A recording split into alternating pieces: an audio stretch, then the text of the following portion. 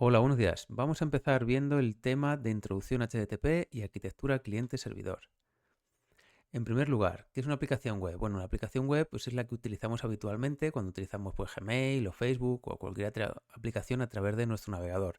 Siempre va a tener una parte de frontend, que es la parte que vemos, ¿vale? La parte que vemos en el navegador o en nuestra aplicación móvil, y una parte de backend, que es la parte que no se ve a priori, pero es la parte que está instalada en un servidor. ¿Vale? Normalmente esta parte se encarga de la lógica de negocio, de guardar los datos en la base de datos, y sin embargo la parte de frontend es la parte más de interactividad con el usuario, ¿vale? Desde que captura las interacciones, genera, envía peticiones al servidor, ¿vale? Pero esto es lo que el usuario ve, la parte de frontend, la que está en el navegador o en el móvil, y la parte de backend es la aplicación que hay detrás, ¿vale? Donde se guardan todos los datos, toda la lógica de negocio, toda la seguridad, todo eso va a estar en el backend.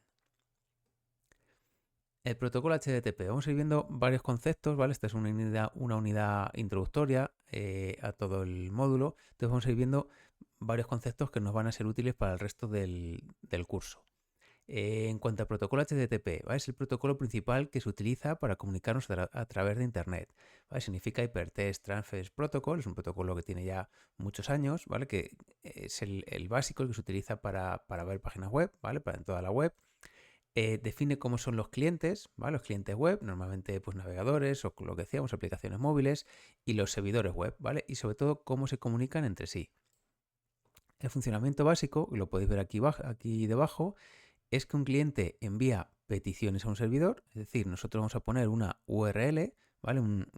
La URL es todo esto que identifica el recurso al que queremos acceder. Si os fijáis, tiene un protocolo, tiene un nombre de dominio, ¿vale? Donde está la página web, y luego dentro de ese dominio, pues un archivo, carpeta, ¿vale? La ruta. Pues todo esto es la URL que cuando la escribimos en el navegador se hace una petición al servidor que va a responder a esa dirección, ¿vale? Internamente se consultará la IP al DNS y demás, pero obviando eso, hace una petición a este servidor y este servidor, en función de esa petición, ¿vale? En función de la ruta, del dominio, ejecuta una respuesta, ¿vale? Normalmente consultará una base de datos, formará una página web o un JSON y nos devuelve una respuesta. Tanto la petición como la respuesta va a estar dividida en una serie de cabeceras y cuerpo, que ahora lo veremos. Las cabeceras va a ir información que el usuario no ve, ¿vale? Por ejemplo, qué tipo de datos estamos transmitiendo, la fecha y la hora, ese tipo de cosas. Y el cuerpo es lo que el usuario sí ve, ¿vale? El cuerpo es el HTML o los datos que se están enviando, ¿vale? Que el usuario ha escrito, por ejemplo, si envía un formulario o que el usuario está visualizando en el navegador. ¿Vale? Ahora lo veremos un poquito más, pero sí quedaros con que en cada petición, ¿vale? Que hace el cliente, lo hace a una URL y el servidor le da una respuesta. Fijaos que nos dice aquí naturaleza sin estado. Por defecto, los servidores no van a almacenar, o mejor dicho, el protocolo HTTP no está pensado para que se almacene una sesión. Cuando nosotros iniciamos sesión en una página web, ¿vale? Habrá que utilizar mecanismos para que el servidor recuerde o reconozca a cada uno de los clientes. ¿Qué mecanismos? Pues por ejemplo, el más clásico serían las cookies, ¿vale? Y uno más moderno sería tokens de sesión. Esto lo que hace es que cada vez que el cliente realiza una petición al servidor, le va a enviar pues algún tipo de identificador, bien mediante una cookie, bien mediante un token, ¿vale? Le manda un identificador para que el servidor sepa quién es ese usuario, ¿vale? Por ejemplo, iniciamos sesión en Gmail con nuestra cuenta de correo electrónico, pues cada vez que se hace una petición al servidor de Gmail se le manda un token, ¿vale? Un chorro de un hash de letras y números que él tiene almacenado que corresponde con nuestro usuario. Y así él sabe que si, por ejemplo, hemos pedido nuestra lista de correos electrónicos, ve la base de datos, va a coger todos los correos, forma el HTML o un JSON y nos lo devuelve. Más cosas del protocolo HTTP. Decíamos que cada petición y cada respuesta incluye cabecera más cuerpo. ¿Vale? Pues aquí explicamos un poco. La cabecera es la información como el método de solicitud, que vemos un poquito más qué es eso, o el código de respuesta, ¿vale? La URL a la que accedemos, pues por ejemplo si se manda un token o una cookie, todo eso va a ir en las cabeceras. En el cuerpo dice es el contenido de la respuesta. En aplicaciones web tradicionales se incluirá el contenido completo, ¿vale? HTML y CSS. Y en API REST, que ahora veremos un poco la diferencia, que es más en aplicaciones modernas, solo se envía un JSON, ¿vale? Pero va a ser, digamos, el contenido. Vale, cuando se hace una petición, por aquí tenemos dos ejemplos, ¿veis? Esto es como internamente trabaja el navegador y se comunica con el servidor. Cuando un navegador hace una petición a un servidor, pues va a ser algo parecido a esto, ¿vale? Aquí va a ser un GET, que es que quiero obtener, esto es para leer la información de esta URL barra inicio utilizando este protocolo y en este host, ¿vale? En este dominio. Y además le digo que acepto que él me devuelva pues texto, o sea, HTML en texto o XML, ¿vale? Esta sería la petición de un cliente a un servidor. Ahora lo vamos a probar en consola. ¿Y el servidor que nos contestaría? Pues algo como esto. Fijaos que la petición solo tenía cabeceras y la respuesta tiene cabeceras y cuerpo, en este caso. La respuesta del servidor sería estas cabeceras de aquí, que básicamente le dice que vale, que va a utilizar este protocolo. Esto es que la respuesta es OK, ¿vale? Hay una serie de códigos que identifican si la respuesta es correcta, si es errónea, qué tipo de error ha habido, ¿vale? Pues en este caso, el código 200 es el código que nos indica que todo ha ido bien, ¿vale? El OK. También dice el tipo de datos que estamos devolviendo, en este caso HTML, codificación UTF-8 y la longitud. Y luego el código en HTML, ¿vale? Todo esto sería el cuerpo. Fijaos, esta es la comunicación de una aplicación web clásica. Ahora hablemos un poquito más de eso, pero las aplicaciones web clásicas lo que hacen es que el servidor devuelve todo el contenido, devuelve todo el HTML, CSS y contenido. ¿Vale? Fijaros que aquí el servidor me ha devuelto todo el HTML. Sin embargo, las aplicaciones más modernas que se suelen basar, suelen diferenciar la parte de backend y la parte de frontend, ¿vale? En este tipo de aplicaciones, normalmente el backend es una API REST. La API REST significa que hay una serie de URLs, ¿vale? Que nos van a devolver recursos, pero nosotros, toda la comunicación se va a hacer a través de JSON, a través de formato parecido a este, ¿vale? En este caso, cuando nosotros pedimos una URL, no se nos va a devolver, en principio, todo el HTML, sino que se nos va a devolver simplemente la información contenida en un JSON. Y será el cliente el encargado de renderizar nuestra página web con estos datos que recibe. Ahora no os preocupéis que iremos hablando más en profundidad de todo esto. Pero porque veis un poquito la diferencia, esto sería una aplicación más moderna, ¿va? En la que se hace también un get, que es para obtener de esta URL. Fijaos que aquí nos dice que es una API, ¿vale? En este caso sería queremos obtener información de usuarios, en concreto de este usuario, del que tiene el ID 123, a este servidor, acepto JSONs, y bueno, esto sería un token de seguridad, ¿vale? Que aquí no se muestra, pero un poco a modo de ejemplo. En este caso, ¿cuál sería la respuesta del servidor? Pues sería, todo ha ido bien, ¿vale? 200 OK. Lo que te voy a enviar ya no es un HTML, sino que es un JSON, la longitud. Y fijaros que lo que me devuelve no es todo el contenido en HTML, sino que simplemente devuelve un JSON con los datos necesarios para el cliente. ¿Vale? Pues este tipo de aplicaciones son las que se suelen utilizar ahora porque fijaros que estos datos luego el cliente los puede renderizar y puede hacer con ellos un poco lo que quiera. Nos serviría, o sea, esta API REST nos serviría tanto para utilizarlo con un navegador web, una aplicación frontend en un navegador web, como para una aplicación móvil, como para cualquier tipo de aplicación, cualquier dispositivo que te imagines. Mira, volviendo un poquito a esta diapositiva, fijaos que antes decíamos que aquí tenemos el protocolo, o sea, el método o verbo se le llama también a veces get, que es el de por defecto para obtener. ¿Vale? Cuando nosotros ponemos cualquier página web en un navegador, por ejemplo, yo pongo iajuanmojo.es, pues lo que se hace internamente es una petición get, ¿vale? Incluso podríamos verlo por aquí. A ver si lo pongo por aquí fácil. Vale, aquí a ver si lo veo sencillo y si no los... Aquí. Mira, aquí también se puede ver, ¿veis? Cuando yo he puesto esta URL, aquí podemos ver las cabeceras, ¿vale? Que yo he solicitado. Esta es, aquí diferencia, aquí son las principales, aquí diferencia de las que ha solicitado la petición, la respuesta y la petición, ¿vale? La petición la hace el navegador. Fijaos que pide la URL raíz a este servidor y con el método get, ¿vale? Y algunas otras cabeceras. Y la respuesta del servidor sería esta de aquí, que le dice que el tipo de datos, la fecha, ¿vale? Algunas cositas más y además el contenido, ¿vale? Que el contenido ya lo podríamos ver aquí o aquí una vista previa, ¿vale? Pero fijaros que por defecto se hace por get. ¿Cuándo se utilizan otros verbos? Pues por ejemplo, cuando enviamos un formulario, sobre todo si el formulario es completo, es extenso, si se mandan archivos, que ya sería obligatorio, entonces se manda por post. O sea, si en lenguaje de marcas hicisteis formularios, siempre por defecto sabéis que se hace por get, y si ponéis el método post, ¿vale? Pues se envía la petición por post, ¿vale?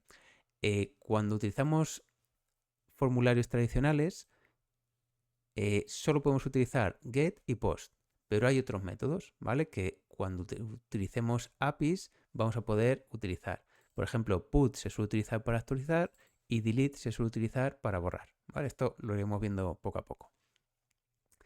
En cuanto a los códigos de respuesta, antes hemos visto que en estas, ¿veis? En estas solicitudes nos devolvía el 200 OK, ¿vale? Que eso quiere decir que todo ha ido bien, pero hay muchos otros códigos. Los que empiezan por 200 suelen ser que la petición, ¿vale? Ha sido correcta y nos ha devuelto una información, ¿vale? Y todo ha ido de forma correcta. El más común es el 200 OK, pero hay otros, por ejemplo, cuando creamos un recurso, cuando creemos un usuario o una noticia, pues nos devolverá created, ¿vale? Y hay muchos otros.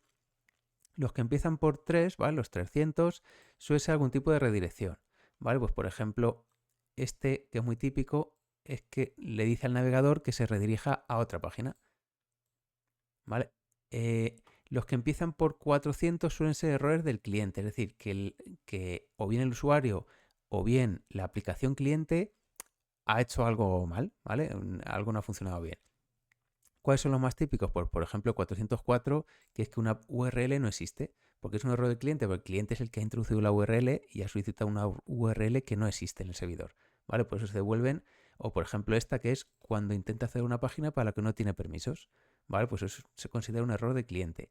Y luego los errores graves, que son los 500, que suele ser el error ya del servidor, ¿vale? De programación de la aplicación del servidor. Este sería principio más grave. Si queréis ver más información, aquí en MDN, ¿vale? Que es un poco la página más oficial, podéis ver aquí, pues aquí se os vienen muchos ejemplos de peticiones, respuestas, todos los códigos de usuario y demás, ¿vale? A ver, si vamos por aquí, veis aquí tenéis una petición, una respuesta típica, veis la web, bueno, aquí os dice la petición que es por get, la ruta, protocolo, cabeceras, veis aquí os lo explica todo bastante bien. A ver si vamos por aquí los códigos y os los puedo enseñar. Este. ¿Veis un poco lo que yo os decía? Y fijaros que aquí tenéis pues un montón de tipos de respuestas, ¿vale? Estas las utilizaremos cuando hagamos API REST, aunque no se utilizan todas, ¿vale? Se utilizan, al final las principales son 6 o 7. Hay una modo de curiosidad que nos dice que esto viene de una broma que hicieron cuando crearon este protocolo y ya se ha quedado para siempre, que es yo soy una tetera, ¿vale? Perdón. Vale. Bueno, esto un poquito en cuanto al protocolo HTTP, ¿vale? Para que os vaya sonando todo esto. Os digo que si podéis ver aquí un poquito más de información, mejor. Mira, también podemos probar, mira, aquí lo podemos ver. En la consola tenemos un comando que es curl, ¿vale? Que nos permite conectarnos en modo consola, ¿vale? Mediante texto a una URL. Si le ponemos "-v" nos muestra las cabeceras, si no, no nos las mostraría. Pues aquí podemos probar a conectarnos a la página web de nuestro centro, ¿vale? Y fijaos lo que me va a decir. Esto es las cabeceras de la petición, get, al raíz de este protocolo, host y demás, y esto es la respuesta.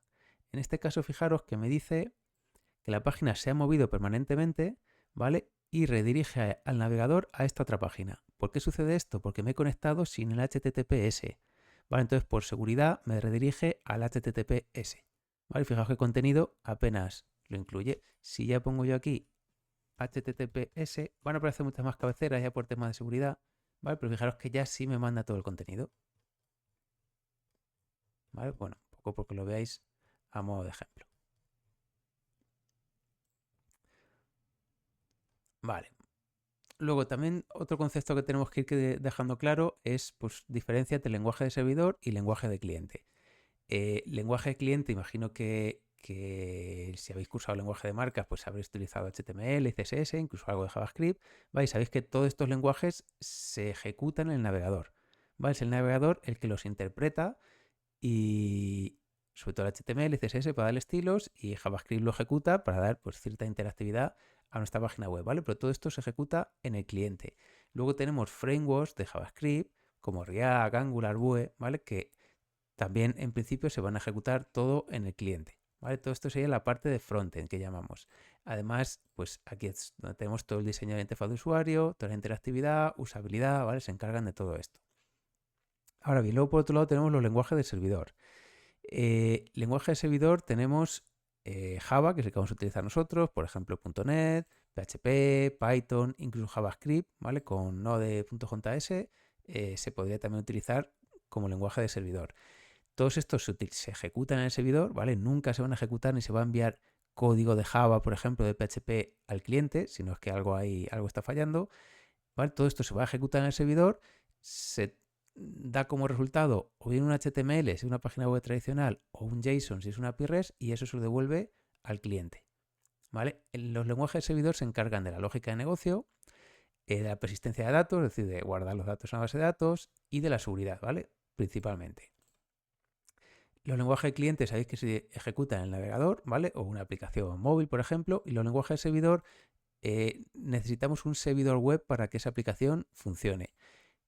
¿Qué servidores web? Pues por ejemplo Apache a secas, si utilizamos PHP pues con un componente de PHP, Apache Tomcat para Java, Nginx y tenemos muchos otros, ¿vale? .NET tiene suyo propio. En nuestro caso, en principio no lo vamos a tener que instalar aparte porque cuando trabajamos con Spring, que lo vamos a empezar en la siguiente unidad, él directamente nos va a generar un .jar, un ejecutable que incluye ya su servidor web. ¿Vale? Entonces, en principio, no nos tenemos que preocupar de descargar ni instalar nosotros nuestro servidor web. Aquí vamos a ver la diferencia entre el renderizado de página web en el lado del servidor, que es la forma más clásica de construir páginas web, y el renderizado de servidor en el lado del cliente. Vale, cuando hablamos de renderizado en el lado del servidor, sería esta estructura de aquí.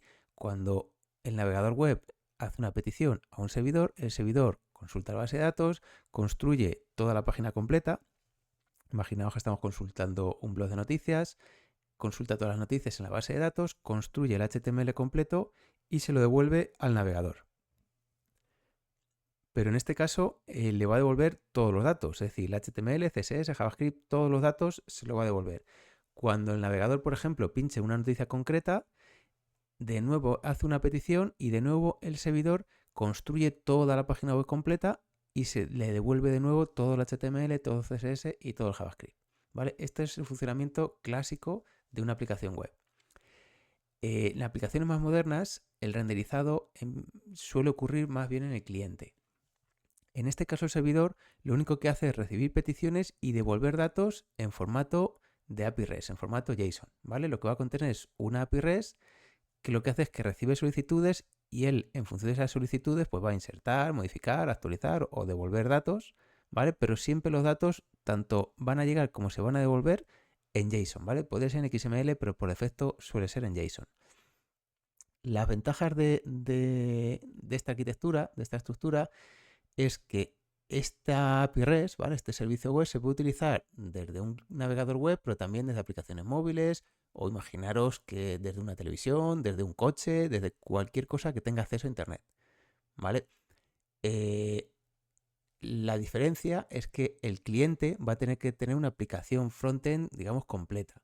Normalmente ya lo vamos a realizar, bueno, o con JavaScript o con algún framework como React o Angular, ¿vale? Y lo que vamos a hacer es que en la primera petición que se hace al servidor sí que le devuelve el HTML y el JavaScript necesario, ¿vale? Que esa petición sí que va a ser un poquito más lenta, pero a partir de ahí todo el resto de peticiones va a ser mediante JavaScript, mediante yo te solicito todos los usuarios, tú me los devuelves, te solicito un listado de noticias, me los devuelves, pero solo ese listado de noticias, no se actualiza la página completa como se hace en este caso.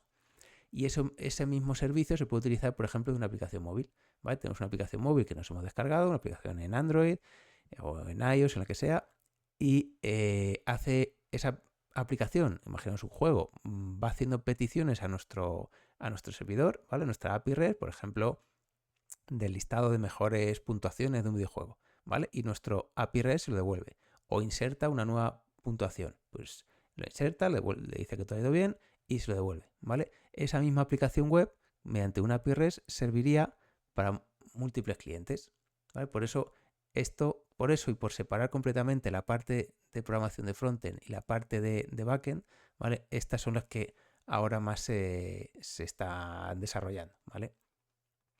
Aquí os pongo algunas diferencias, ¿vale? Renderizado en el servidor, renderizado en el cliente. ¿Dónde se genera el HTML? Que sería un poco la clave. Aquí en el servidor, aunque luego se devuelve al cliente para que lo vea, pero aquí se genera en el cliente, ¿vale?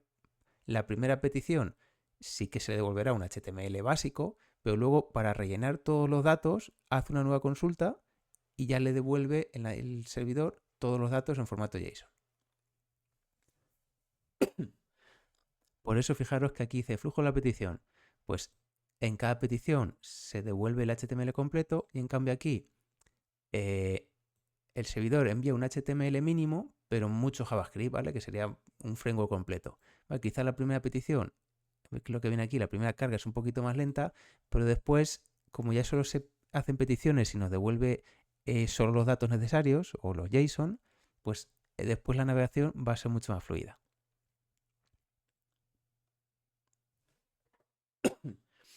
Luego, ¿por qué usar frameworks? Bueno, los frameworks, lo digo aquí, es un marco de trabajo, ¿vale? Es un conjunto de herramientas, librerías, patrones de diseño que ya vienen definidos y que nos da una estructura sólida sobre la que crear aplicaciones, ¿vale? Nos traen ya muchas cosas hechas que si no tendríamos que programar nosotros a mano y sería mucho más tedioso y sobre todo más propenso a errores, ¿vale? Que es lo que lo digo un poquito aquí.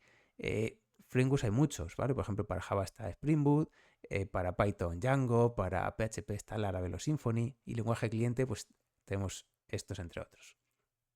El problema de no utilizar frameworks, pues que las aplicaciones se hacen muy complejas de la de cero, ¿vale? Es una aplicación muy sencilla, a lo mejor te da igual, pero aún así va a ser mucho más propensa a tener fallos de seguridad si hemos utilizado un framework que ya por defecto nos provee muchos temas de seguridad que ya vienen resueltos.